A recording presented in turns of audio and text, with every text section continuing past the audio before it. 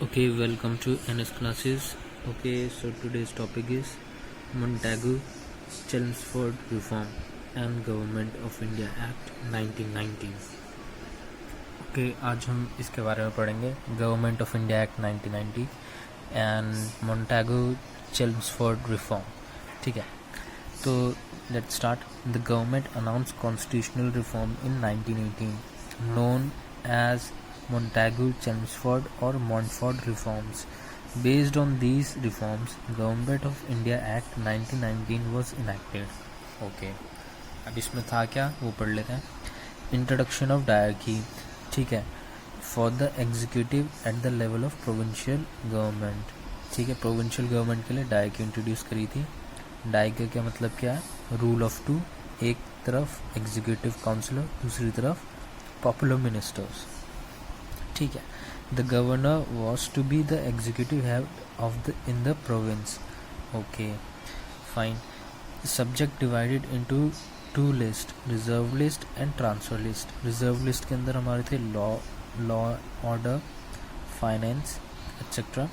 Transfer list के अंदर थे हमारे education, health, local government, industry, agriculture. The reserve subjects were to be administered by the governor through his executive council of bureaucrats. Reserve list. Okay.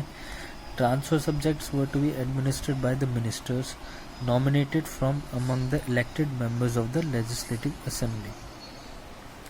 Okay. Now, ministers responsible to legislative council, and if no confidence motion is passed, they had to resign. ठीक है. In case of failure of constitutional machinery, the governor could take over the administration of the transfer subject also. Okay. Legislature. Expansion of legislative council, 70% were to be elected. Okay. System of communal and class electorates was further consolidated. Okay. Women were given a vote right. Governor could veto bills and issue ordinance. Important है. The legislative council could reject the budget, but governor could restore it if necessary. Okay. Now at the central level in executive, governor general, chief executive authority. Governor general was the chief executive authority. Okay. Two list of administration, central and province. Okay.